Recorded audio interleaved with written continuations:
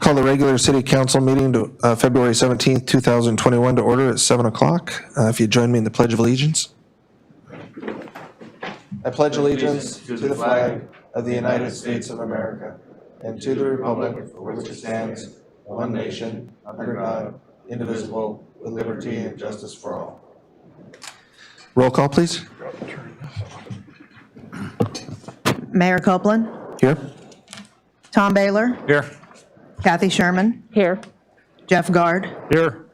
Melina Meyer, Here. Ann Schaefer, Here.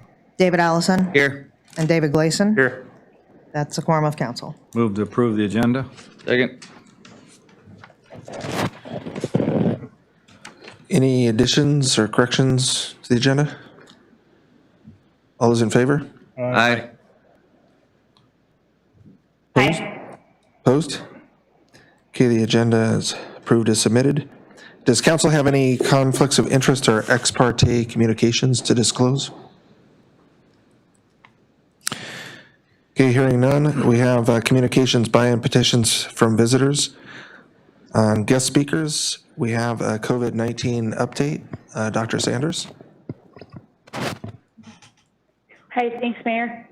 So currently we have one active case. We have 719 individuals in Cordova that have been at least initiated the vaccination process. We have vaccine for their second dose already allocated. We'll be finishing up those 719 individuals over the next month. We have a little over 300 people that are on our wait list for the vaccine. Some of these individuals are still high risk and in the older population as well. So we're very anxious to get more vaccine. We expect to be getting more vaccine in early March, and we'll be holding a clinic at that time. That's all that I have in terms of the update from the medical team. I'm available for questions. Any questions or comments, council? Okay, thank you, Dr. Sanders. Schaefer? Councilman Schaefer. Hi, yeah, I just had a quick question. That's awesome about all the vaccinations that we've been able to do in the community so far, so thank you.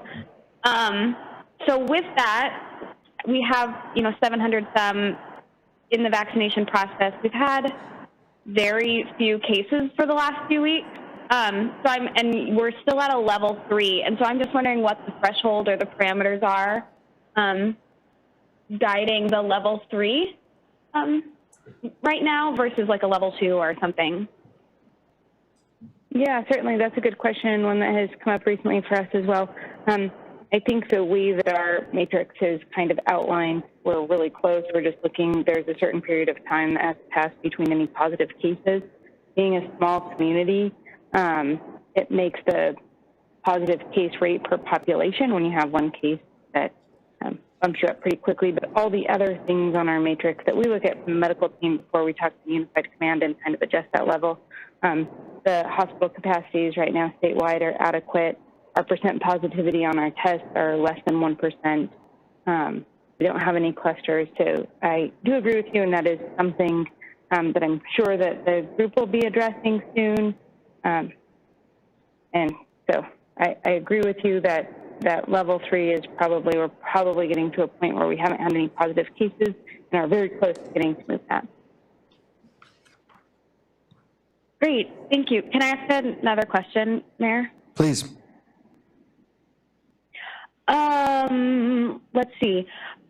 So do you have any information about I'm seeing advertisements and such for like at-home COVID test kits. Do you have any information on their efficacy or if this is a resource that we could be looking into? Certainly, there are some antigen test kits that work. There are some at-home test kits that get sent into a lab and our PCR or molecular test once it's sent into the lab.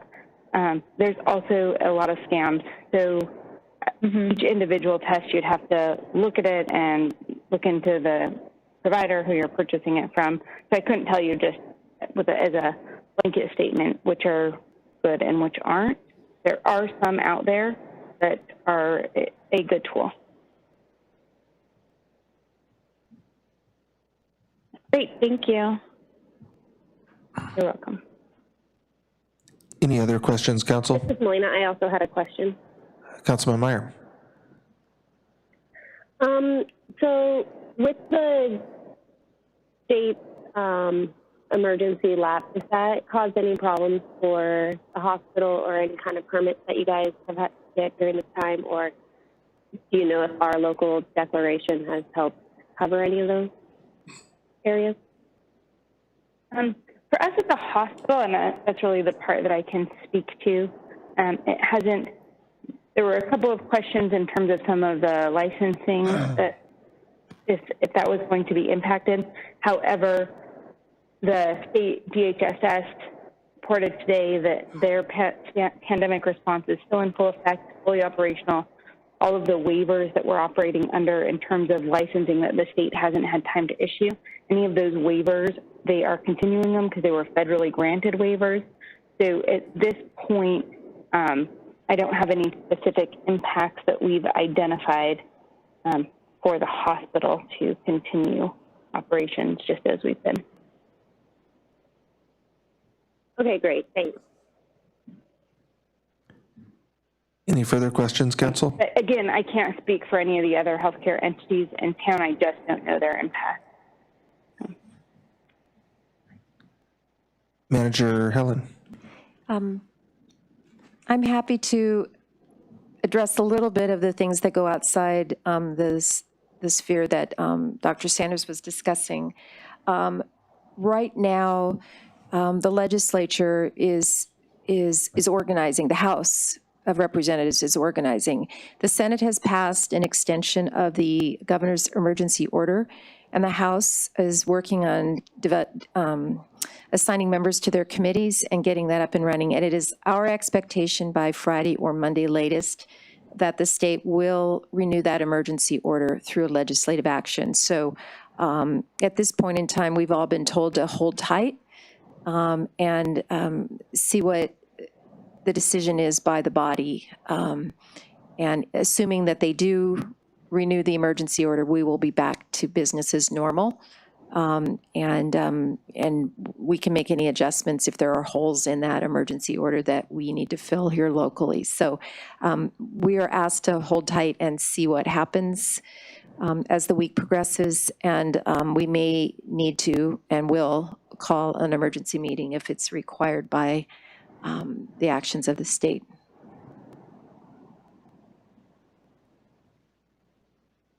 Other questions, Council?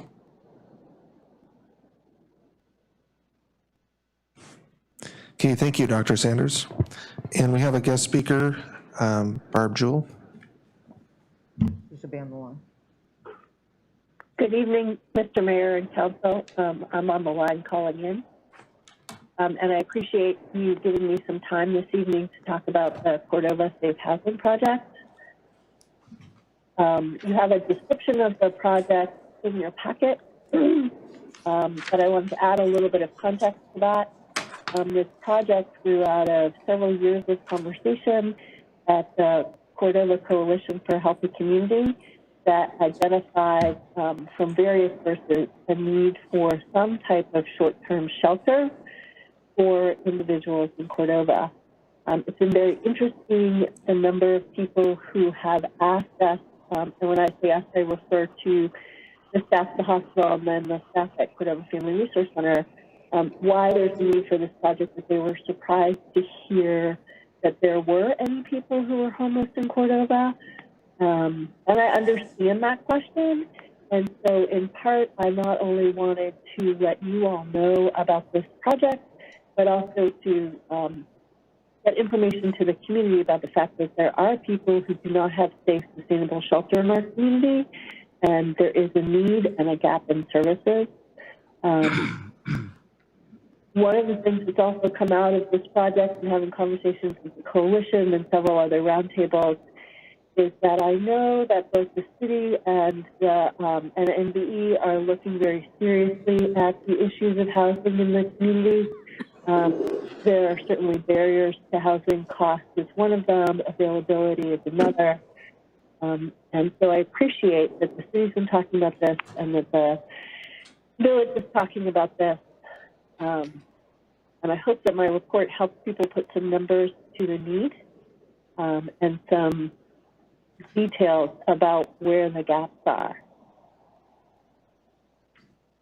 We're continuing to serve people. I am looking at our budget, and we're going to run short of money before the year is out. So we're working on identifying additional funding sources. I believe that Nicole Songer at CFRC has gotten $1,000 or so from another private foundation, and we'll begin to continuing to look to fill that budget gap because we don't want to have to turn individuals and families away. I think at this point, I would be happy to answer any questions that people might have. Any questions, Council? This is Anne. I have a question. Councilman Schaefer.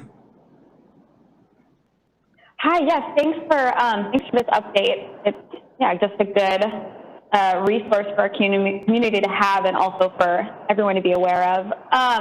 For funding, I'm wondering, is there a way to donate to the program through the Pick, Click, Give program? That's a great question. I really appreciate it. So we are too new a project to be signed up with them. And so no, not yet. Okay, and do you take like private donations from the community, for example? Absolutely. Great, thank you. And I appreciate you asking that question. And certainly you can reach out to myself or Nicole Songer, either one of us, and we can work on those details. Or you can let people know to call us. Thank you. Yeah, great.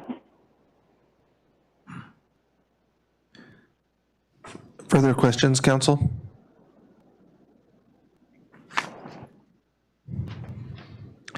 Okay, thank you, Barb. Thank you very much for the time. Manager Howarth, did you want to give a brief report on behalf of Mr. Bitney, or? Sure. There are two things that Mr. Bitney, John Bitney, is working on right now. We've engaged him to work on our harbor project and to help us navigate the state's process to get us funding through the Harbor Matching Grant Program. Right now, the governor has put on the table a bond package. It'll be the first bond package that would be issued by the state in over 10 years. It has to be passed by the legislature and then go to a vote of the people in order for the state to issue the bond. So there's still a path and roadway ahead that might have some hurdles and bumps. But at this point in time,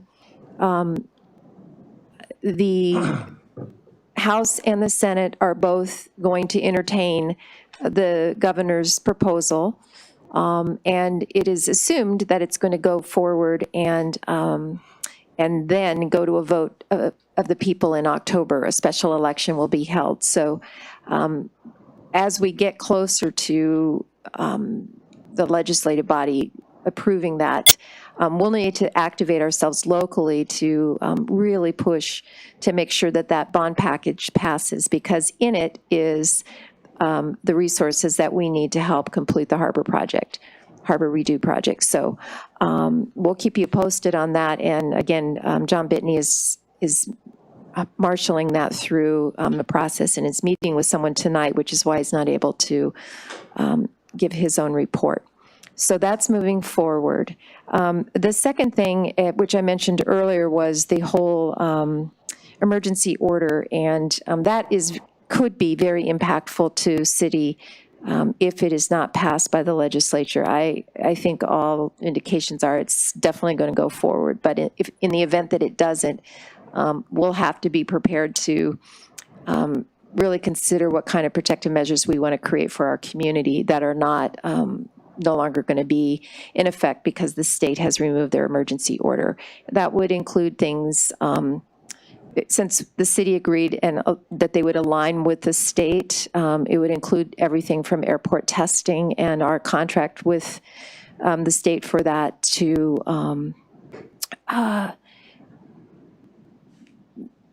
masking and other things that we want to make sure are in place. So I'll keep you posted on that, but at this point, it looks like it's going to pass and we'll be fine, but you never know till it happens, so I'm not counting any chickens.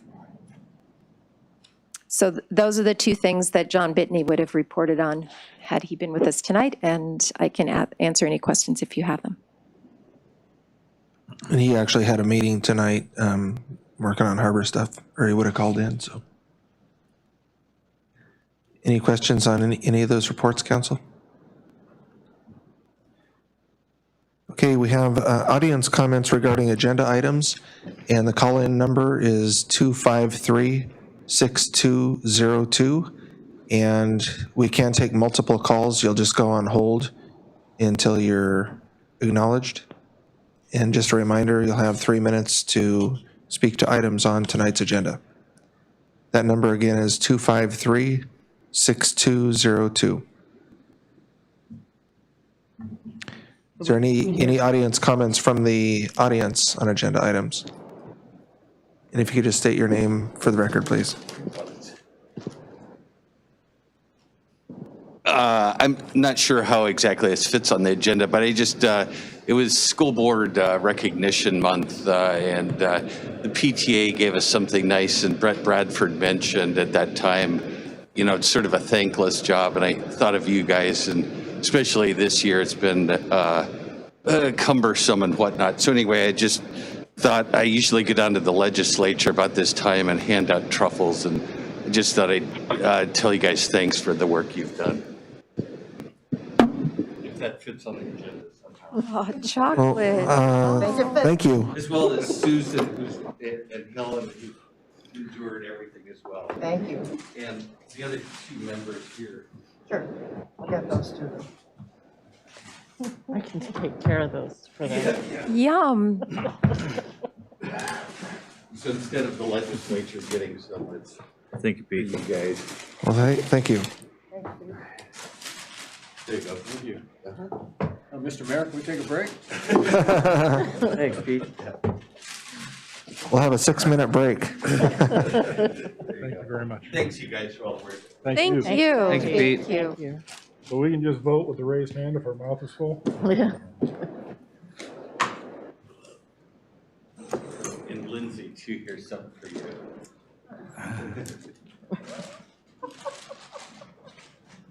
Public comment.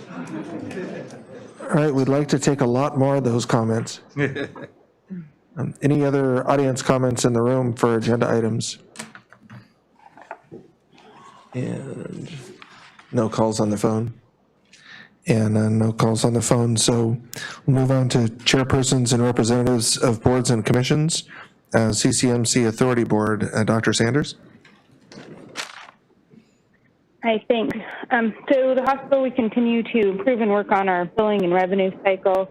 It has clearly been a difficult year to tease out some of our expenses, as the COVID response has been incredibly expensive for the hospital, particularly with the time and effort that it takes to be doing vaccine and testing.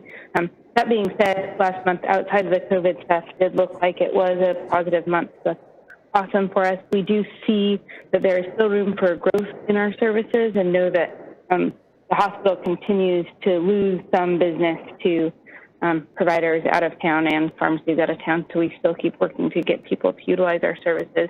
We're also watching closely this legislative session. There always are potential impacts for rural health, professional licensing that impacts our staffing, and changes to Medicaid. So I am available for questions if there are any. Any questions, council?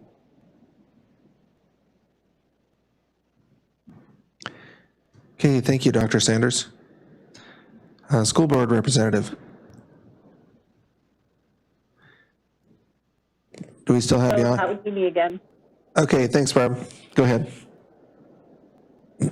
Sure.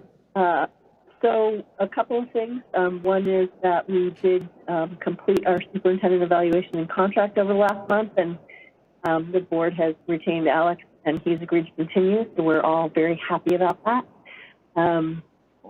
You probably have heard a bit about some of the odd phone calls the district has been getting, and the district has worked closely with law enforcement and also the FBI to follow up and make sure that everyone is safe. There's not really any sense that there's a real danger at this point. It's become a nuisance, but they treat every incident with seriousness and have a very careful matrix that they follow. So offered the opportunity to take a look at our emergency response systems and plan for additional training. And the really important thing is that plans for graduation are close to being finalized, and the superintendent has let me know that he expects that there will be some information pushed out on Friday as to how we will be able to go forward with graduation this year. I've had several questions from students in the community, so I wanted to make sure I got that out there. Any questions or comments for me? Any questions, council, or comments? Okay, thank you, Barb. Prince William Sound Aquaculture. Thank you. Yeah, I don't have too much to report. There's not a lot going on. They're getting ready for the season, but I think one of the concerns that I think we all should have is there's been a lot of employee drain from this community. That office down there is getting down to 1 or 2 people. Those are jobs, good jobs that are leaving the community, and I don't know if there's much that the council can do or the city can do, but other make the other board members and those on the executive committee aware that that was kind of a Cordova institution that started that. But I think there's some, in my part, for sure there's some concern about these jobs leaving. Well, I think we all just need to be aware of that and see what we can do. Okay, thank you. So just a reminder that Councilman Baylor is council's representative on PISWAC. So thank you for that update. And no, we don't have a student council representative, so. But we have a representative. She just. Yeah. She submits periodic written reports, but not call in. Okay, great, thanks. Consent calendar, are there any of the items council would like to remove or set aside from the consent calendar? Okay, roll call vote, please. On the consent calendar, David Gleason, Yes. Ann Schaefer. Ann Schaefer on the consent calendar, Yep, yes. Tom Baylor, Yes, and thanks, Tom, again for joining. Kathy Sherman, Yes. Jeff Guard, Yes. David Allison, Yes. and Melina Meyer. Yes. The consent calendar is approved. Okay, and just for the record and for those following online, those consent calendar items were concurrence of mayor's appointment to the election board, council concurrence to the appointment of Tom McGann to the planning commission, and the minutes of the January 20th, 21 public hearing. So reports to officers, mayor's report. I didn't submit a written report, but I just wanted to update council on a couple of things. I was able to meet with Mark Hoover, as he's the new chairman of the Native Village of Eax Tribal Council, and I met with both Dr. Sanders and Manager Howarth first, and was able to incorporate some of their comments as well. But thank them for the NVE contribution to the Fleming Spit job. They made a donation there that I think is allowing the Copper River watershed to proceed with quite a bit of work there to improve that access down to the fishing and stuff there. Also, thank them for their contributions to the Second Street project. That match is part of what helped rank that high, so that project can go forward. Also, City Council has in the past supported the Shepherd Point Road project. I'm sure you've all seen that that's been funded by our Federal Department of Transportation, so I just discussed that a little bit. And also the Native Village of Eac and city priorities in the coming year, harbor and so forth from the city part. And then the main item, of course, was council's desire to kind of get an update on the status of the CCMC and the tribe's joint venture progress and so forth. And so I had met with or contacted Greg Myers a couple weeks ago, and he reminded me from a previous discussion that NVE had really, Native Village had really blocked out kind of March to incorporate start those discussions, or they had them scheduled for then, actually. They've got follow-up calls with the Indian Health Services and some strategic planning with their Indian Health Services staff. But Greg and Bert and Mark are, prepared to come in and speak with council, but it's just a little early. It's probably be March or April, and they'll have a lot more to share. So I just wanted to pass that on, and council had asked me to work on that. And of course, I passed on that the city council is very interested in the status and updates there, and they're Mark's aware of that. So also had a chance to attend a Harbor Commission meeting finally, and just wanted to pass on directly that that's a council priority, and so it has council support, and we're in a really good position with we've got some real anchor tenants in the harbor and that are interested in the harbor. I know Manager Howarth's been working with her staff, harbor staff, and Harbor Commission and some of those stakeholders, the Forest Service, Shoreside Petroleum, and so forth, to take a real holistic view of our whole waterfront, from North Phil area, Shipyard area, all the way down and into the harbor. But even more certain now, as Manager Howarth mentioned, the governor actually put money in the bond budget directly into that Tier 1 match program. So barring any wildly unexpected, opposition from the legislature, that funding is looking pretty solid. So that gives us an opportunity to match city and state and any private and Forest Service and other stakeholder interest into federal packages.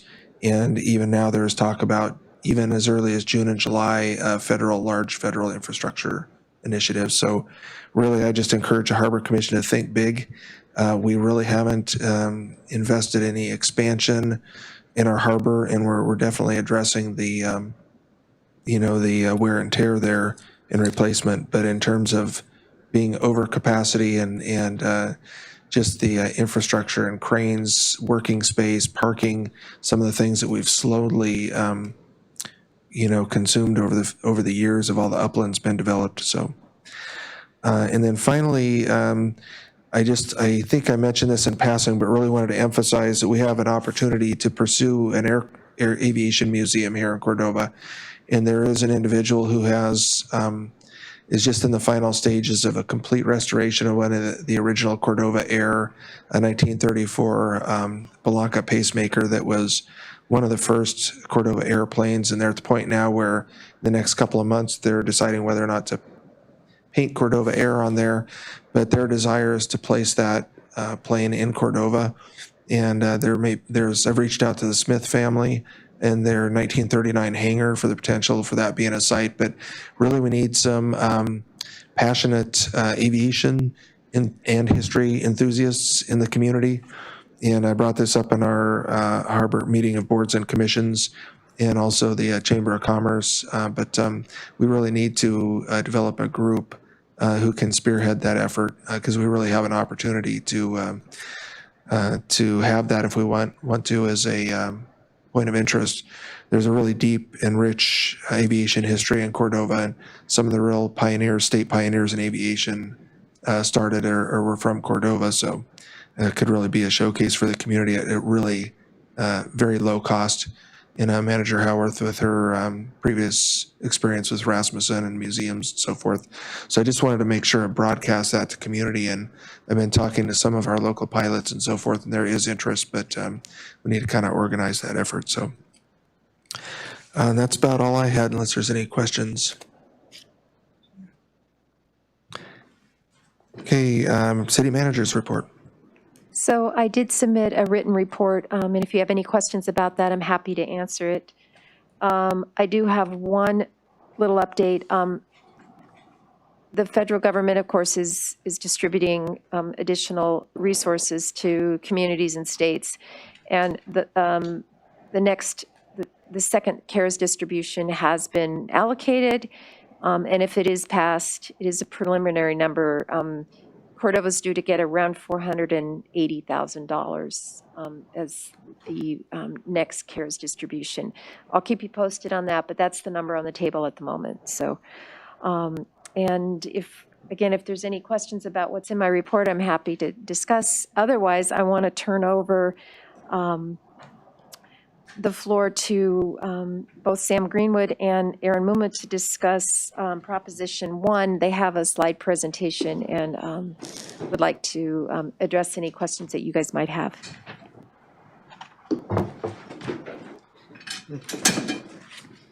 Was it a movie?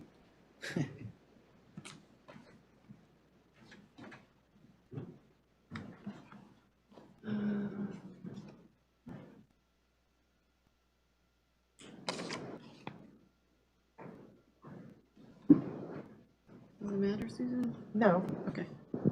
push and hold the red until it's on. Just turn this light off.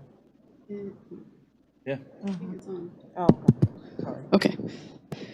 Okay, this might look a little bit familiar. There's a few updates after we received some comments, which I was excited to get.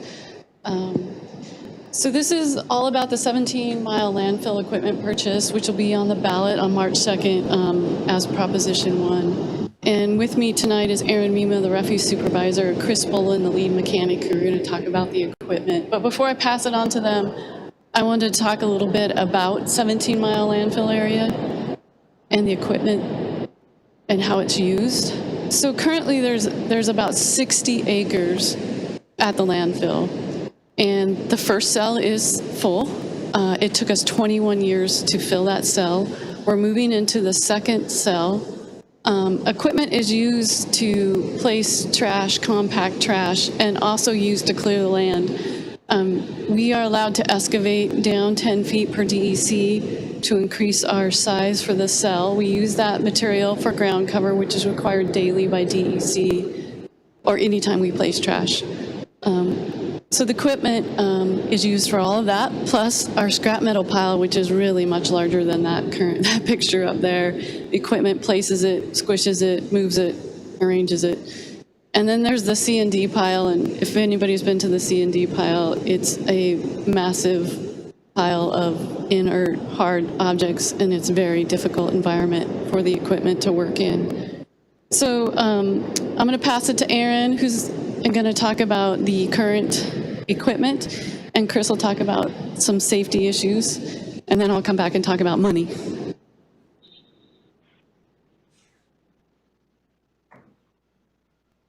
Okay, so currently at the landfill, we have two pieces of equipment. We have a 1988 cat loader. The hour meter reads 9,510, but has been inoperable for quite some time, so that number is actually much higher than that. And then we have a 2002 Hitachi excavator with just over 6,500 hours. And with the excavator, it's not just hours, it's also distance traveled. Our excavator does a lot more traveling back and forth than a typical excavator. You know, like on a construction site, they go to a job site. They might move here or there a little bit, but they pretty much stay in their spot. With ours, we park it in the shop every night, and the next day, depending on where it's working, you know, it might walk a quarter to a third of a mile to the property line and then work all day and then back that night. So it does a considerable amount of traveling, and as you can see in the picture with the river rock and the soil conditions, it is pretty hard on the tracks. And also, both these pieces of equipment work at minimum 5 days a week and occasionally 6 days a week in the summertime. Well, the obvious question is, why are you walking it back and forth? Why don't you leave it on where you're working and continue the next day? Vandalism, just securing it at night.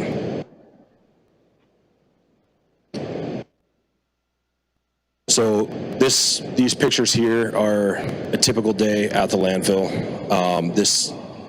Both these pieces of equipment are working in the construction and demolition cell.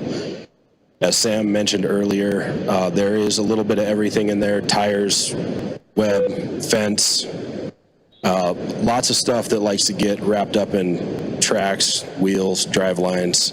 It is just a very hard working environment. And so with that, I'll hand it over to Chris, and he's going to go into more specifics about each piece of equipment.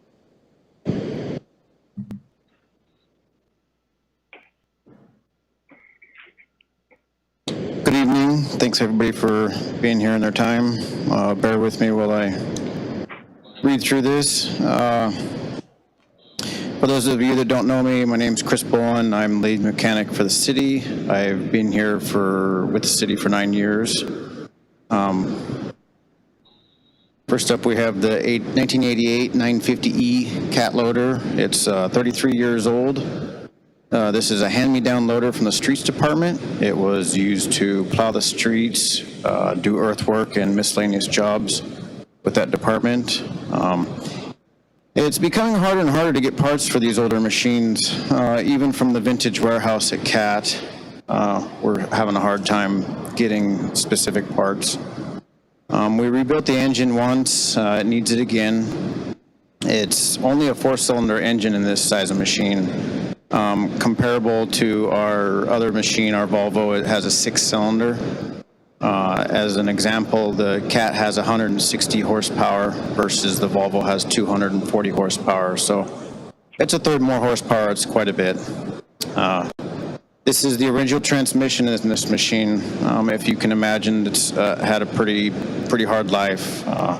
It's very slow. It's really sluggish and needs replaced. This machine has rubber-filled tires. If you're not familiar with those, they heat up hot rubber and fill them up. So you can imagine that they're extremely heavy. They do that so we don't have flat tires, which helps out with downtime and maintenance. It's very hard on the machine, though, for this underpowered, worn-out engine and worn, weak transmission. It literally can't go up any hills anymore. As with this old machine, it has no suspension. So you can imagine with those solid, hard rubber tires, it's very, very bouncy. It's very hard on the machine. Pivot bearings, boom joints, the machine and the operator in general. Just for an example, I wear a kidney belt to drive this machine to town for services because it's so bouncy. Next we have the Hitachi. It's a 2002. It's an EX230LC. It's 19 years old. Like Aaron was saying, this machine is not being used as it was intended. Most excavators don't travel like ours, especially over the hard, round river rock. It's really hard on the tracks and all the drive gear. We've already replaced the track links, sprockets, rollers, track adjusters. We've replaced and rebuilt many pins and bushings in the end booms, and it needs some of that same work again. Both booms have had various cracks fixed over the years and probably have more along the lines too. Along with that, also this machine has many hoses that need replacing due to wear and age. Safety issues on the CAT. We have brakes on this machine. 5 years ago, we rebuilt the whole brake system. At that time, it was very hard to find all the parts. In general, the master cylinder rebuild kits were the last ones we could find. This is an outdated system. It has external disc brakes. We've had it extra guards, but the brakes still get debris caught in them. Wound up netting. Just all sorts of stuff gets caught up in there. Causes broken lines, wrapped up brake calipers, and when that stuff happens, you lose brakes. So it can be quite a thrill. The newer machines, they have internal brake systems that are located inside the axles. It's a much safer, much more protected system. So, and then recently we had a cab pin fall out of the CAT loader. There's 4 pins that hold the cab on. One was missing. Unfortunately, those are no longer available through CAT. We tried all over. I had to remove an existing pin and had to have one made. Luckily, we have a machine shop in town that's able to do that. This machine has no undercarriage protection package from the debris, nets, metal, etc. These things have damaged various different things on the machine, brakes, hydraulic lines, drive lines, axle seals, and wiring. The seat on this machine is so old it doesn't even have air ride. It's only mechanical adjustable. As you can imagine, with the hard rubber tires and no suspension, it's really bouncy, very hard on the machine and very hard on the operator. Hard for its, to an effect of a safety and an efficiency of the operator. Next, we have the Hitachi. This machine is getting old. We're doing things over again that we've already done once, sometimes twice. We've already fixed and replaced the wiper switch. That was done 6 years ago. It needs it again. We also need the light switch that is also right next to that. Unfortunately, the wiper switch, light switch, travel switch are all no longer available. We must buy the computer board. Unfortunately, this computer board costs $4,000 and you can only get it from Japan.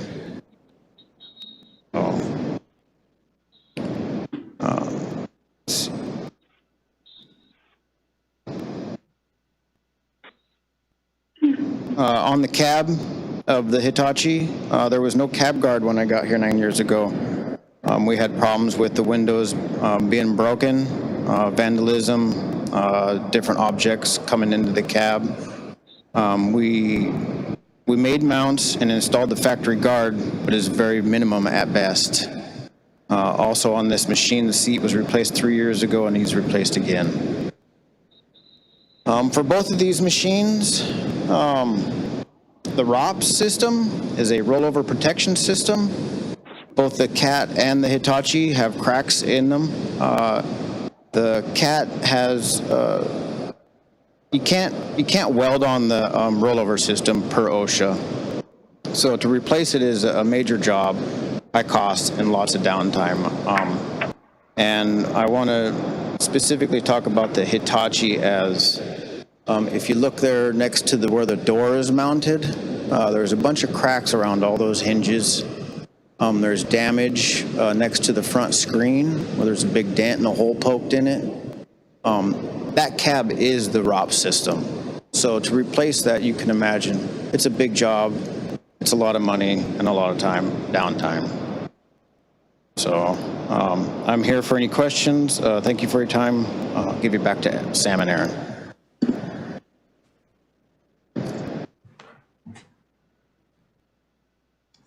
Okay, so this table here kind of breaks down labor and parts costs over the last 6 years. The labor number at the top, I just want to emphasize that is a very rough estimate as we don't track hours spent per piece of equipment. And that number is on the low side, probably by a decent amount. And then down below, just a breakdown of parts purchased each year. For a total of $197,000 over the last 6 years. That's just labor and parts over 6 years, and that, almost $200,000. That's 2/3 of a piece of equipment. This is the loader we're looking to purchase. It's a Case 1021.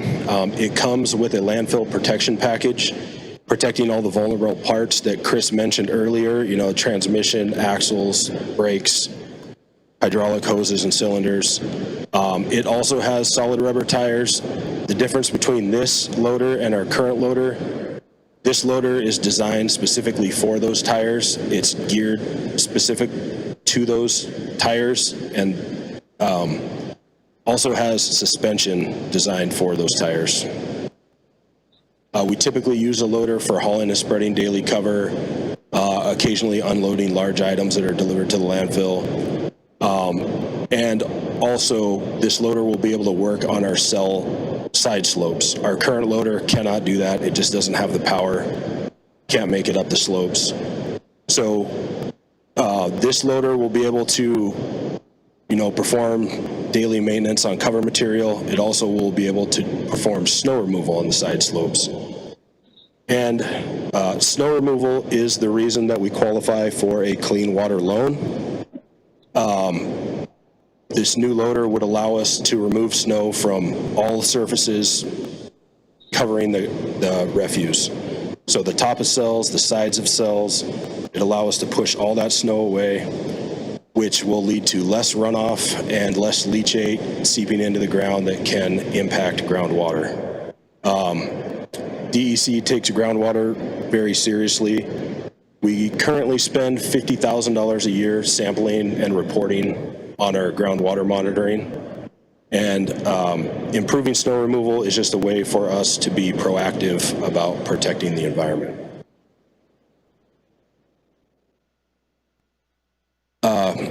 We currently do not have a dozer, but it would be a very valuable addition to our fleet. It comes with a protection package also, protects all the same parts as on the loader. The main job of this would be compacting and covering all the refuse. And it would be, so we currently use the excavator for this. This dozer is designed for this job. It would be much more efficient at grading and shaping to 3-to-1 slope. Compacting, it's just a way better piece of equipment for the job. We would also use it for clearing and leveling land as we expand in the future. So the excavator has an operator cab protection. It doesn't have the same landfill package that the other two have, but it also won't need it. So with a new loader and the addition of a dozer, those two pieces of equipment would take over the majority of the waste handling, leaving the excavator for pretty much just earthwork. The only waste handling the excavator might do is placing asbestos in the asbestos cell where very precise placement and gentle handling is needed. So the dozer and the loader, I guess right now, the excavator that we currently have does the vast majority of the work at the landfill just because the loader is in such rough shape. So with the new loader and the dozer, take over most of those duties. That would significantly cut down on travel time of the new excavator and also hours. We could use this only when we need to excavate a new cell, things like that. We wouldn't be traveling every day with it like we are now. Another thing, on all three pieces of equipment, they not only have updated safety features, but they also have they're more ergonomically designed for operator comfort. And, when you're working in a piece of equipment for 7, 8, or maybe up to 10 hours a day, it takes a toll on our operators. And these new pieces of equipment are much better designed and will just make everybody's job much easier and more efficient. So I will hand it back over to Sam for financing. Okay, so we looked at a lot of financing options, and these were the three top that we came with. And by far, the Clean Water Loan is the best deal out there. It's a 1.5% interest rate, which is amazing. It's over a 20-year time frame, and we get a subsidy of $500,000, which means we don't have to pay back $500,000. There are some parameters of this loan that we have to meet. The loan is $1.21 million. We have to spend $1.21 million in order to get the subsidy of $500,000, which means we'll repay back $710,000 at 1.5%, and approximately our annual payment will be $45,000. We currently have the equipment priced out at 1.3,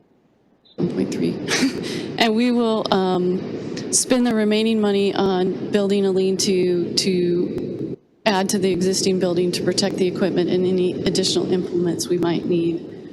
The really great thing about this is the city is currently paying 73% of the loan payment in maintenance costs annually. over the last 6 years, the average annual maintenance cost has been $33,000. The loan can be paid off early when we have, we feel confident we can meet $45,000 annually, and we can add to that to reduce the amount of interest that we pay. So there's really three things pushing this need for this equipment. One is cost. As I said, we're currently paying 73% of that loan payment in maintenance cost. If we don't move forward with the loan and the equipment breaks down, we're not going to be able to get a deal like this in a timely manner. We're going to end up having to pay more interest. And just the time and cost for the mechanics, the ability for them to be able to move on and work on other things is really important. And safety, just having that protection equipment and being able to provide the operators with a seat that doesn't break your back is really important. And then the environment. We can be proactive and get rid of that snow. We can reduce the amount of leachate, and we can help prevent the environment. And all three of these together helps us keep rates as low as we can. So this is what the ballot will look like. This is a sample.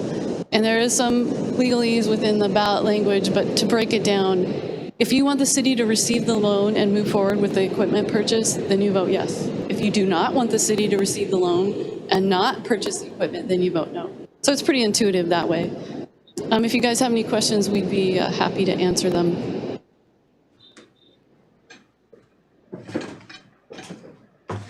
Any questions, council? Councilman Guard. Not a question and not just for comment, but you might want to clear up one typo I found. Page 20 and 21. On page 20, it's slated as 73% of the loan package.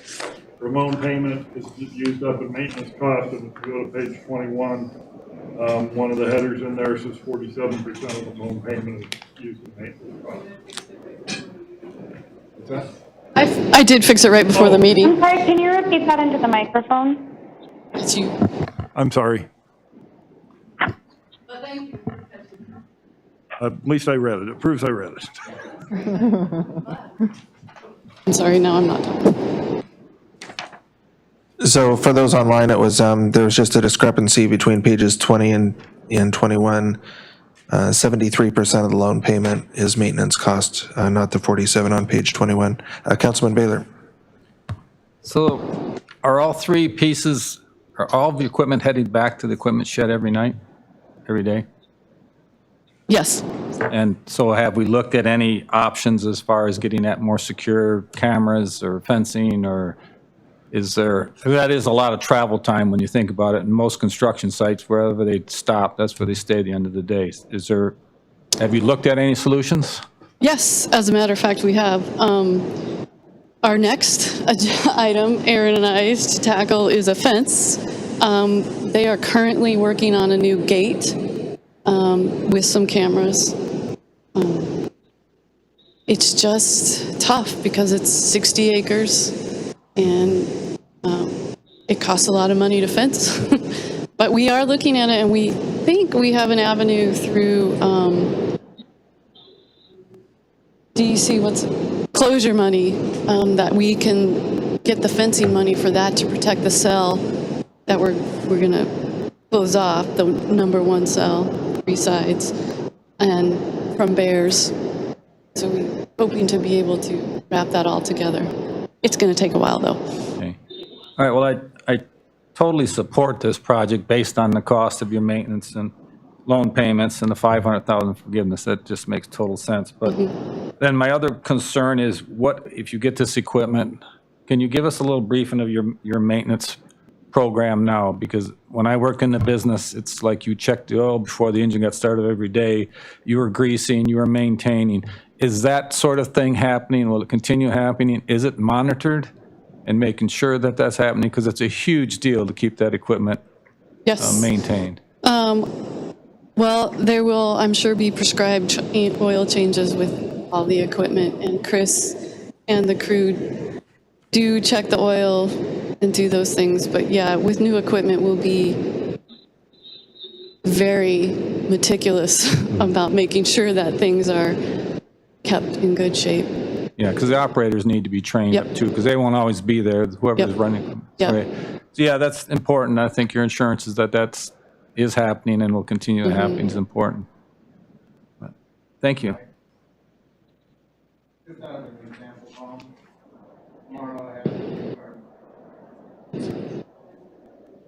Just out of example, Tom, tomorrow I have the new garbage truck that we received last year coming in for a complete service.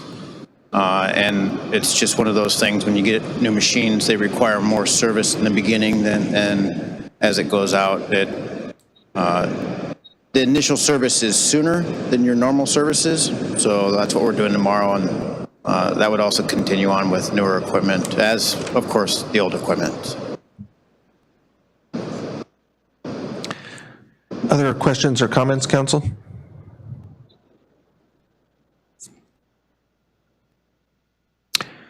Okay, thank you. It's a picture is worth a million words, so thanks for the presentation.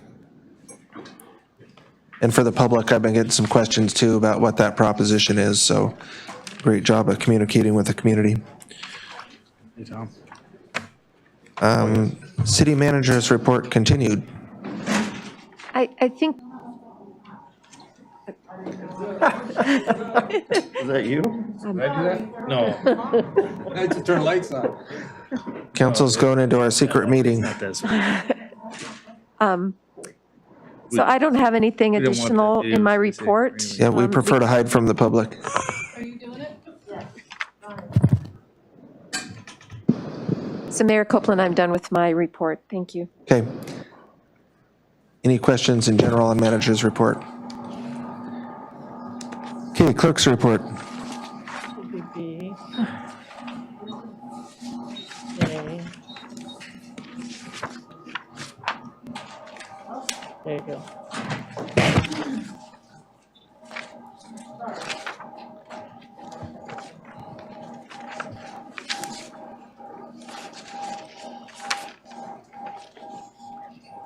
So as you can imagine, we've been working mostly on the election. I put some pictures in there, and I also added in any of the notices that are out right now. I don't know why I've never done that before, and even the sample ballot. Great opportunity to get it in front of more people's, to see it. So those are all posted around town as well. And those give you all the dates of the early voting, and it's been pretty active. I've mailed out about 40. We've had some special needs ballots picked up, 4 of those, and there's been 14 people who have come to vote early. And with the change in Title II, the early voting is easier than ever with less paperwork, so anybody wants to come down, 8 to 5, Monday through Friday, we're available. Thanks.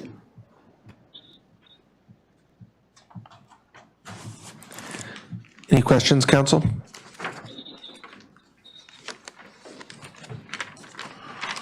Okay, thank you. So under new business, we have a discussion of COVID-19 emergency response. Any comments or questions, council?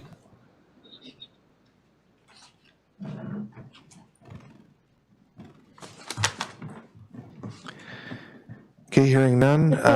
Schaefer? Yes, Councilman Schaefer. So, this is, I think, just a point of clarification. So before we wait for the state house to make their decision, whether they're going to support the Senate's bill to extend the emergency order, before we as a city need to take any action, or are we kind of in limbo right now? What's the status of current mandate? Manager Howarth? So the status of some mandates, basically the governor has eliminated all mandates. He hasn't. The lapse of the emergency order on Sunday created a vacuum, if you will. So any emergency orders or mandates that are in place are now becoming recommendations. But the anticipation is that there will be a quick solution here in the next couple of days. And that action will be retroactive to the expiration date on Sunday. And we can just go back to normal. That said, we are proceeding as normal. We haven't eliminated any of the programs on the ground here in Cordova, anticipating that they will be reinstated. So that's been the guidance from the state. It's been the guidance from the emergency management team, Department of Health and Human Services, is to basically wait. And I don't think we will have to wait much longer, but knock on wood, we'll see.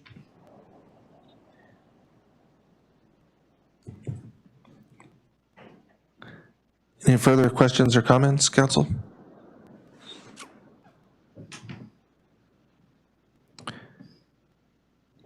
Okay, we have a report from the city attorney. Do we have them online? Will, you're Will? online now? Yes, I am. Can you hear me? Yeah, you're coming across loud and clear, Will. So you have the floor. All right. You've got my memo, and I won't hit every point there. But just a kind of a quick summary of what the process is. This is one of those divisions between council setting the big picture and ultimately deciding to whether to approve the contract, and the administration negotiating the details. And Helen's going to work with her department heads and identify any issues that need to be addressed in the contract negotiations. There should be an executive session meeting between council and the manager so that you can discuss with her specific strategies and specific large picture concerns of council members. Part of that is, too, to give the city manager an idea of what's going to be acceptable to council. As far as coming back with financials or otherwise, whatever issues there may be out there. Once negotiations begin, they're supposed to be secret, although there will be a little bit of discussion. Both sides ultimately have to go back to their constituents. The city manager needs to go to city council and say, this is what we've negotiated, will you approve it? And it's the city manager's duty to negotiate in good faith and use her best efforts to get council to approve it, but still ultimately council has a thumbs up, thumbs down. On the same side, the union representatives have that duty to their membership. They're going to negotiate in good faith. They're not going to be discussing the negotiations with their membership, although they may be sounding out people as to kind of how they feel on issues. But after there is an agreed tentative contract, then they have to go to their membership, and their membership can vote it up or down. So ultimately, what's negotiated is simply tentative. It has to be approved by both sides, council and by a union. In between those negotiations, they probably won't go too quickly, but this is not a new contract. I don't anticipate there's a whole lot of renegotiation to be done. It's primarily just getting into the financials and probably a few issues here and there regarding leave or work rules. It may go fast, it may go slow. The important thing for you as council members is to just be patient. You don't get drawn in. Sometimes you'll get lobbied, usually not necessarily by the union representatives themselves, but by particular employees who feel like they're, doing their fight for their wages or whatever. And what you need to do is just avoid that and not get yourself pulled into the process. When the union and city manager agree to particular terms, they do a tentative agreement on small terms until they get a tentative contract, in which case that will go to the city council, public hearing, and it's a vote up or vote down. The other thing to keep in mind is this is a public sector contract. It's not the union can walk out and strike anytime they want.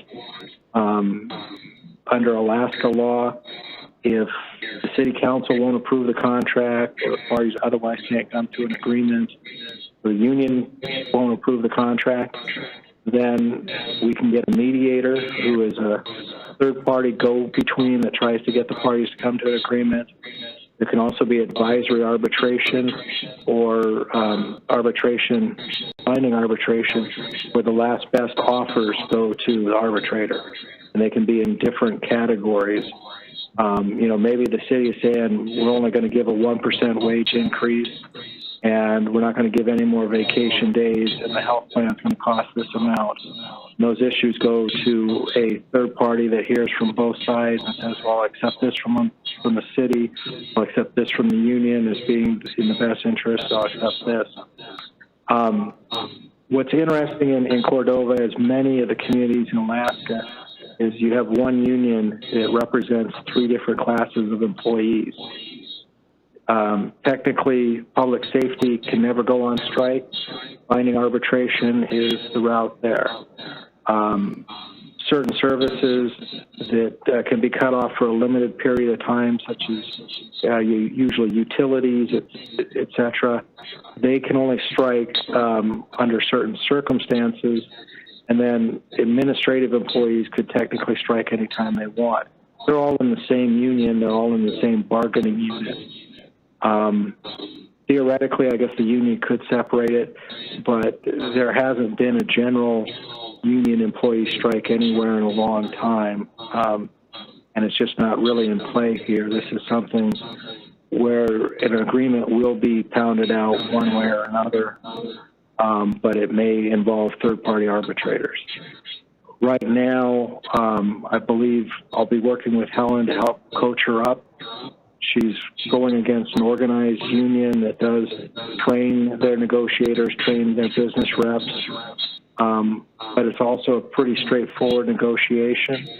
And, it's more of a building trust between management and employees, getting something going forward that will work for everyone, where we have happy employees that we can retain, at the same time not break the bank for the city, and retain enough management control that we can move resources where we want. Right now, I'll be in advisory status, and that will keep the union lawyers also in advisory status. It's one thing that happens here is if a lawyer shows up from one side, then the lawyer shows up from the other side, which, sometimes it works through things, but a lot of times it also slows down the process. If anyone has any questions, I'm open to questions. Any questions, Council? Mr. Mayor? Councilman Sherman. So when does the current CBA expire? It's at May? I don't have it in front of me, but I believe it's expiring in June, if I recall correctly. Helen, do you recall? I don't, and I should know that. I will make sure that council's informed. December 31st. See, we have it. I was going to say I thought it was the fall. I can point out is the current contract, even after the expiration date, typically in negotiations, you just continue under the same contract until you come to an agreement. Usually as part of the negotiations, if there's some sort of wage increase, that might be made retroactive, 3 months or 6 months or whatever it takes. I've seen situations where you continue under the same contract, even though it expired 3 years ago, but because you're still negotiating good faith, you just stay under the same rules. Follow up, Councilman Sherman, then Baylor. So my follow-up to that is council allowed to read the current CBA as it is now? Definitely. So can we ask for copies? Definitely. The CBA is not a secret document by any means. It's a contract between the city and its employees, and in this case, it's a public document, and it's open to everyone to review. I think from the big picture level, as a council member, you need to be careful to, if you've got particular concerns with things, discuss it with the city manager or the proper department head to get an idea why that is so or how something works. Because inside a contract, one term in isolation might be kind of confusing, but when it fits into the whole picture, it's important. But, part of having this executive session to set strategy, so you as council members can communicate to the city manager, things you would like to see in or see out of a new contract. That's no guarantee the city manager could negotiate those things, but it's something to help the city manager set goals and try to develop a negotiation strategy. Thank you. Councilman Baylor? Yeah, thanks for being on the line for us today. So I think the issue for me, and I think maybe for some others, was the last contract that was approved. And if you look underneath here in your memo here, role of administration, in one of your bullet points, you said, receive general guidance from council. And down the line there, you have present tentative contract to council for approval, and then use best efforts to secure council approval. And then underneath role of council, provide general guidance in executive session, identify particular concerns and requests, and discussion overall finance conditions of city. None of that happened last go around, and I think that's the problem. I mean, we've got a pretty good relationship, I think, with our union. Nobody's ever talked strike, and then they've worked with us when the money's been not there. So, but none of these things happened, and I think this is probably why this was put on the agenda, is how do we make sure, and I think this manager will definitely do it, but how do we make sure that this procedure is upheld for the next 10, 20 years? You know, you can always add to the code, and I know you've got on the books a personnel board, although last time I heard, I think it's relatively inactive. I think, you know, the most important thing is making sure you are hiring city managers and have a good working relationship with the city manager. You know, because this is something, and always, you know, need to keep in mind that the city council is the last spot when it comes to spending money. You know, any large contract, and it's just part of the American form of Republican government, that, you know, the president can do as many executive orders as he wants, but Congress, the House of Representatives, has to approve the funding. And at the state level, again, the legislature has to approve funding. At the city level, it's the city council that ultimately has to approve the funding and has to approve the contract. And you ultimately have that veto power. I think a lot of times people get confused with the idea, well, you negotiated this contract, the city manager agreed to these things, we've got to approve it. No, not necessarily. I mean, you want to be careful how you approve the contract or don't approve the contract, but what you do, you know, reflects on the city council and how their employees perceive they're being treated. But at the same time, if it's just a bad contract that just isn't going to fly, you know, you need to send it back and go back to the table. We're you know, voting against this because we can't increase our budget by 40% next year. That's just not going to work, or over the next 3 years or whatever. And then the city manager and the negotiating team for the union have to sit down and say, okay, how do we get around this? How do we get something that's going to be acceptable to the council? On the flip side, the union, you know, can negotiate in good faith, and we have a tentative agreement, and their membership might say no, say we're not going to give up our vacation days, and that's just not negotiable for us. In which case, again, the parties come back to the table and say, okay, how do we make something that still remains acceptable to the council, but the employees will also approve? Follow up, Councilman Baylor? Yeah, well, you know, and I think perhaps part of this is on council's fault. This is the first time that I'm aware of our role in this contract, and the role of administrator has been spelled out to me. And so I'm sure this will make a decision. This form will go out to every new council person and have it in their file so they understand this. But thank you very much. Yeah.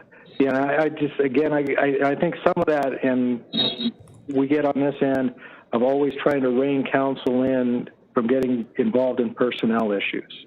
Not, you know, not speaking just to Cordova, just every city government, you know, you get lobbied, and it always is coming in there, personnel issues, or stay away from personnel issues. And as a council member, you know, I'd caution you, try not to get too buried in the minutia of the contract, but at the same time, you know, you're the ones that say that this is how we're spending the people's money.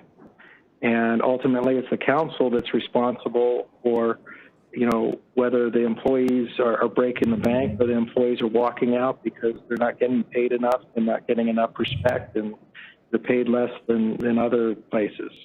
You know, ultimately, that's, you guys have to make that call, and that has to be emphasized to incoming council members.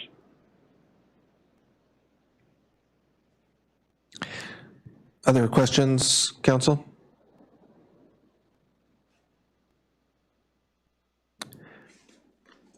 Okay, well, thank you, Will. Really appreciate you mapping this out for council, and it does feel like the cart's in front of the horse this time, so. All right. Well, good luck. I said that wrong. Stay patient. The horse in front of the cart. All right, thank you much. COVID thinking. Thank you. Yeah. It's the normal. Okay, we have a city manager report, council discussion regarding investment policies and committees. So on page 29 of your packet is a memo from me outlining the current investment policy. It's an attached document, as well as our current investments, the resources available in each of the investment accounts, as well as our cash deposits. And then recommendations for an investment committee, and then a timeline for how we would present an investment policy revision if such a thing is warranted. So I don't know if there's any questions about any of this. At this point in time, it's really for informational purposes, but I want you to know that we're actively working on the investment policy. This will drive the direction of our investment advisors. So right now we use UBS. It could be that we want to look at a different investment advisor, and that will be a completely different discussion. But this is the foundational document that informs any advisors that we hire to do our work. And then we can make that decision at a later time. But my commitment is to getting you something no later than the first meeting in April. I did want to talk a little bit about the investment committee. I've reached out to two individuals. Both are with the same firm. Both of these individuals are extremely well-versed in institutional investments, and can provide some really significant guidance to us. They run Latosh Investments, which is a private investment company with over $1 billion in assets, high wealth individuals. There's no way that we as a city could work with that company, so there would be no conflict of interest in their evaluation or the recommendations. So I think, in my opinion, we can get a lot of really great advice from these two individuals. So I don't know if there's any questions. Any questions, council? Councilman Baylor? Okay, well, this is great. How does this lead us forward to the RFP process? Well, once we get a revised investment policy, if we want to revise it, or we want to revise our investment portfolio, how we invest the resources. Right now, we have fixed income at 50% and equity at 40% and alternatives at 10%. Then we have a pretty significant cash position. These guys might recommend changing those percentages or might recommend reducing our cash. Then that becomes a document that we go out and get requests for proposals from investment advisors on how they would manage those resources under our criteria. We can see how they performed similarly with fixed income and alternatives and equity. We can get an idea of how they've been able to perform for other entities that they advise. So first we'll get this document finalized and approved by council with direction. And from that moment, we can go out and get some recommendations or go out to RFP. Okay, so some of the questions I think would be nice to have answers to, and maybe they'd advise you on this. And the first one is this was done on August 16th of 2010. So this is an 11-year-old document. Right. I've made the point that I think this should be reviewed every 3 or 4 years, and not necessarily go out and hire people, but it should come in front of the sitting council, and so they're aware of it. So that would be one thing. Then on page 32, under duties and responsibility of external investment managers, on that 5.2.3, so it says, for each fund under management, provide a monthly report, including the following: holdings at the end of the period with a comparison of the required asset allocations, transactions, and the return achieved net all fees and commissions, with a comparison to the applicable benchmark. And then it goes on to say about providing quarterly reports. So that's something we're not getting. We get monthly reports. I will say that Okay, we as staff. staff but gets it, council's and not then, getting we submit it when we do financial reports, which we have not been doing because we haven't had capacity to do that.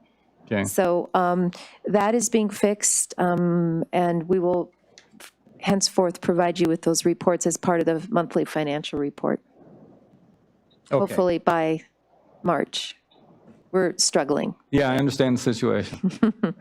And because it refers to it on page 34 also at 5.2.10, the market value of investments shall be calculated at least monthly, and a statement of the market value of the portfolio shall be issued at least monthly. Yeah, and we do get monthly statements from UBS. Okay. And it shows the, and that's always been a question, is the cost versus return there. Right. All right. Do you know offhand what are they at 1%? Do you know what the percentages they charge us offhand? We'll make got this. sure that when we present our next report Okay. from UBS, we'll have more specifics and details that. Yeah, I'm sorry, I could have got in the office today, I forgot. If I look like a deer in a headlight, it's like, yeah, absolutely. Okay. Yeah. And I want to say, and this is why I've been pushing this for 4 years now, because the last manager had no idea about anything in the market. I don't think he ever participated. I think it's important that we have people with skills like you've assembled here that take a look at this occasionally and give us advice, and make sure we're on the right track, and make sure we're being treated fairly. Because we've been kind of like on autopilot for the last 10, 12 years. So I appreciate you doing this for us. Other questions or comments on this item, council?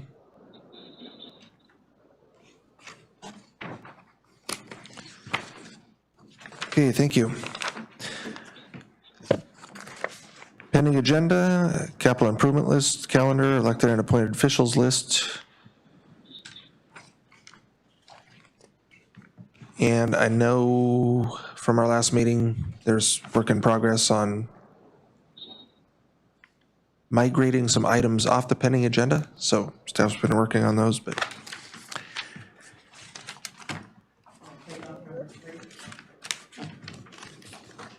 I think we may have just Can I take off number 3? got there. You think?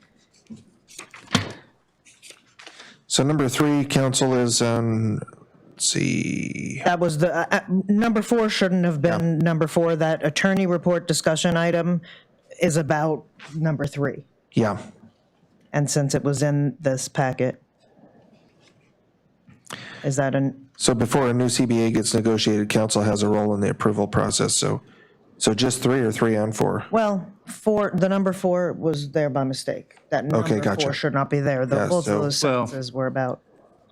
Councilman Allison? Yeah, are we saying that the memo that's in our packet satisfies an ordinance? Or, because somebody asked him that question, and he said, well, we could put it in an ordinance. Gotcha, yeah. But we haven't yet, and we haven't had that discussion here as Okay. as a council. Exactly. so. Yeah, so the item is to discuss the ordinance change to Title IV so that it would kind of institutionalize that, so. Exactly, okay. All right, anything else on pending agenda? I guess I had a question for the manager. It seemed like number 5 tonight would have been a good night to get rid of that. You had both representatives here. And on that issue, I'm not even sure how that got put on, who put that on, or what the question was, but it seems like a very simpler This one. is Selena. I can probably clear up a little bit with number 5. Me and Kenny Jones put that on. It was kind of in line with, part of it had to do with the landfill, which has been taken care of now, or being taken care of. And then it came up during the discussion of the bear-proof dumpsters. And me and him were both on the same page of wanting to have a serious discussion of what it would look like to have community dumpsters rather than individual house pickups, and how that could possibly cut down time. And so that's why it was put on there. Okay. Well, I didn't know if staff was even aware of what the question was, so, okay. I guess we'll have to get at it then. Can I clarify that? So you want to have a discussion on whether we should have... Not me, it was, So it's, yeah, I think it's a legacy item on here, so I guess I'm kind of. Melina had the, it was Melina's request, I didn't have the request. Exactly, so I was going to ask Melina, do you feel, it sounds like at least some of this has been satisfied. Yeah, I think some of it was definitely satisfied. I think having a discussion with the town, whether community dumpsters would be more appropriate than individual house pickups, I think it's kind of a larger question, and there'd have to be some answers questions, and it would have to involve the community pretty heavily, whether that was the direction we wanted to go, or if it would save time on the refuse department rather than having to pick up individual trash. It just kind of stemmed from all that discussion. But I would like it to stay on there at least for a little while. I don't think it's a pressing issue. Okay, and if you could hold Right for. now, COVID kind of happened, and we had placed it pretty far out, and then COVID happened, and time has kind of passed a little bit, but I'd like it to stay on there for right now. Okay, thanks. And if you could hold steady for just a second. Sam, you have an additional question, Councilman Gardner? No, I was just gonna make a comment. This was on there from when we had the bear problem. We talked about it then, and we had just never been able to circle back and get it finished again. I think it's a conversation well worth having. Okay, and then Manager Howard, Sam, through you. Or? So I guess the question is whether we should have... Is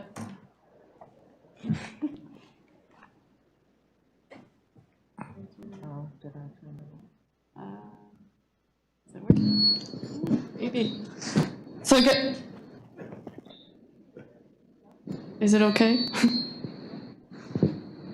So I just want to verify the question. So the question is, do we want to eliminate residential trash pickup and move towards a dumpster drop-off only?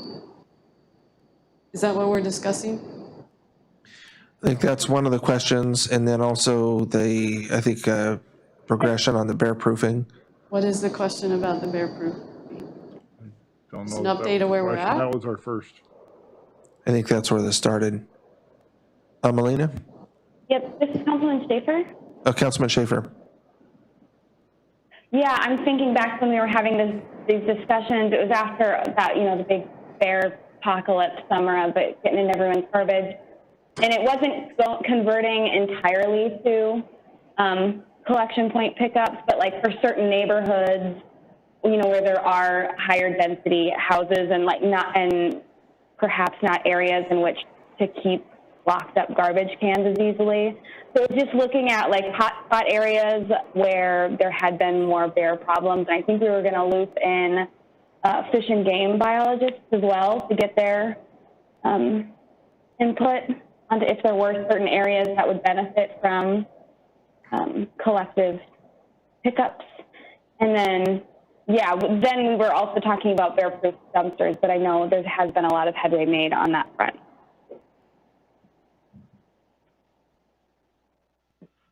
Councilman Sherman. So I'm going to broaden this out to a bigger picture. We talked last meeting about potentially visiting some of the departments in the summer season and I obviously just learned a ton of stuff about the refuse department tonight, and I would still like to continue that discussion, and I'd like to suggest we actually have a work session on site at both the Baylor and the landfill with council so that we can see these things that they're talking about. I think some of the bear-proof dumpsters have already been taken care of. I think if the bond passes, some of the other problems at the landfill are going to be taken care of. And so then we're back to maybe some smaller items, but why not just encompass it all? We tackle refuse, make some decisions, and call it good. Councilman Allison? Yeah, I was going to say that pretty much the same thing, except I was just going to use 2 words, strategic planning. We need to do strategic planning on each of our departments, I think, and that's what that encompasses. Just we need to have those strategic planning sessions and have a plan for what we're doing. We're can't just throw things out all the time. So.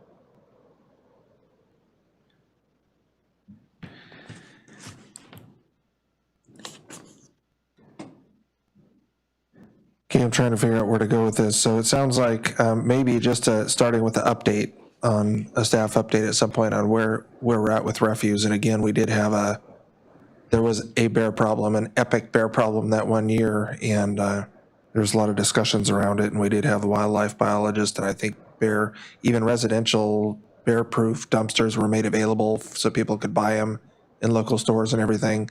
So I think a lot of these things were kind of addressed and managed at one point. I'm just going to say too that there was a period there for 2 or 3 years where staff were inviting council out there, and I went to several events where not a single councilman showed up. We had DEC inspectors here, and the council were all invited, and the manager invited them, and staff invited them, and prepared, and nobody showed up. So I just want to mention that. So refuse, do we want to keep this item on here? I'm seeing nods and yeses, so. I say we change it to strategic plan for refuse, and we ask, we read what's in the comp plan for refuse. We become knowledgeable through staff, whether that includes visits or not, and go from there. And then invite public comment. Okay, I'm just trying to figure out why council's involving themselves in this, because, if there's a problem or something that staff isn't addressing or something, or I'm just trying to figure out where to go with this, so. Or maybe there's not a problem. What's that? Maybe there's not a problem, but it's on here. Okay. Back to my original question. Yeah. So it sounds like council wants it on here, but it's fuzzy about what the real problem or why it's here. So, but what I'm hearing is some strategic planning around refuse and a site visit at least. So. Yeah, if you did want to change it to something, sorry, this is Melina, but maybe just strategic planning. I think everyone kind of said that. It's kind of a strategic planning, how we're dealing with trash in Cordova, how we can make it more efficient in the future, what the community thinks. I think it's just a part of our strategic planning and including the community in part of that. So you could say like community strategic planning focused on refuse, perhaps. Okay.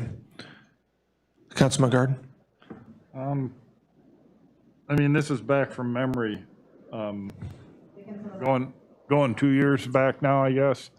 But what the discussion was at the time, if I remember right, was how people were going to be served best for trash collection in town. It is a service we pay for as citizens here. Are we going to be better served holding on to our garbage for a week, hoping the bear doesn't come by, if we don't stick it in the house with us or someplace locked away to where we live with it?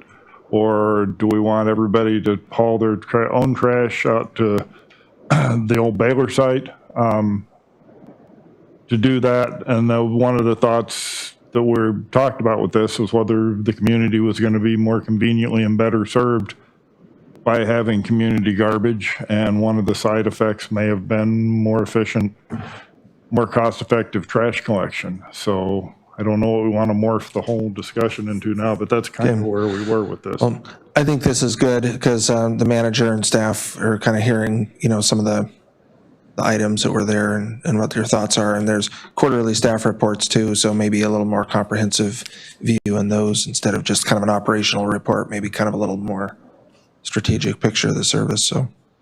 Okay. Other items on the pending agenda? So the thing I highlighted was, turning myself off, was that we're definitely doing joint work sessions with the school board twice a year. We have the first one scheduled for the 7th of April before our meeting. They had been asking for that, but it had always been on pending agenda. We just kind of never called it up and actually did it. So we're definitely doing this April one. Okay, what day is that actually? It's before Wednesday? the first council meeting Okay. in April. So like an hour beforehand? Yes. Okay. Yep. Okay, great. Okay, we have audience comments on agenda items, and that number again is 253-6202. It's 253-6202.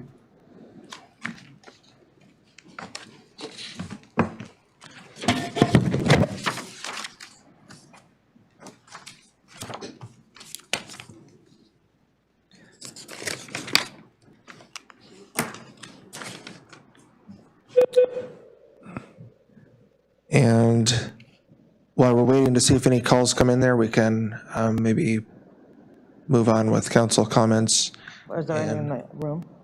Yeah, is there any audience comments from the room? That's all. Okay.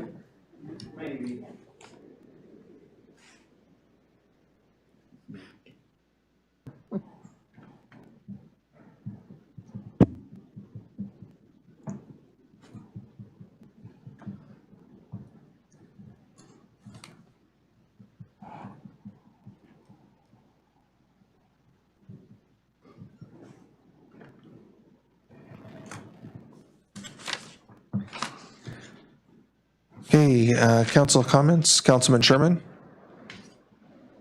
I wanted to thank the election board for serving. I was happy to see Ruth on there. She's a great, very skilled at running the election, along with Susan, and Tom McGann for biting the bullet again. I wanted to compliment the manager. I thought her report was kind of very thorough and spot on, and she's already tackling a number of the things that are on this pending agenda, which I was thrilled to see. So I think we will be able to cross some of these things off, like the investment policy, Title IV, which I'd really like to see done. And I wanted to thank Susan for the pending agenda primer, which really answered a lot of questions for me. And I guess I would like to also, if we do an ordinance for Title IV, I would like to see what we were given by the attorney, the directions that Mr. Baylor pointed out, written into that, because it was extremely useful and helpful. That's it. Councilman Ellison? Yeah, thanks the manager for the written report. I appreciate the written reports. Wish Susie well in her new endeavors as she moves up to Anchorage, and thank you for the years of service, and thanks everybody for coming tonight. And online, Councilman Schaefer?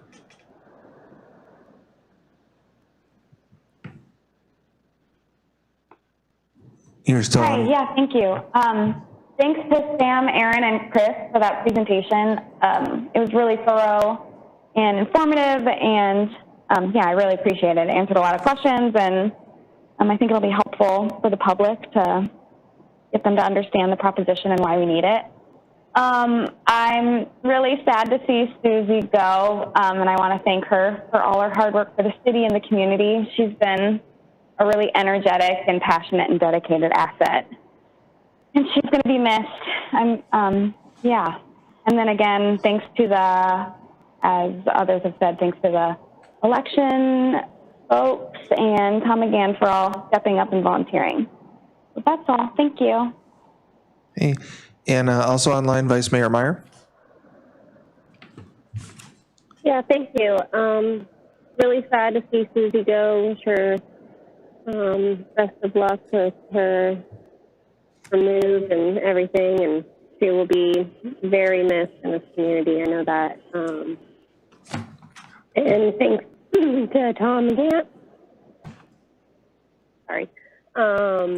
And everybody else I gave presentations and reports tonight. I thought it was really filled with a lot of good information, and thanks to the manager for all her hard work. That report was nice. And thanks everybody. It was a really good meeting. Thanks. Councilman Baylor? Yeah, one of the other things I forgot to pick up on here on the investment policy here is I think this policy should be given to each council person, and especially new members, so they understand it when it gets rewritten.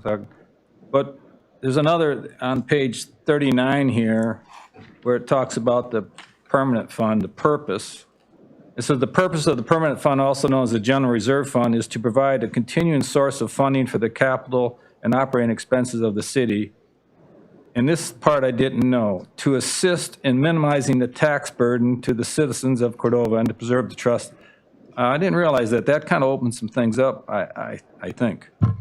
But I think this definition of the permanent fund should also be included anytime we decide to take a vote on pulling money out of the permanent fund. Because there's always questions about what you can and can't do, and I think this would help with the public also. So I think it's a pretty good document to have. The other thing I was going to mention that pending agenda, and I forgot about it, but you spoke about the Forest Service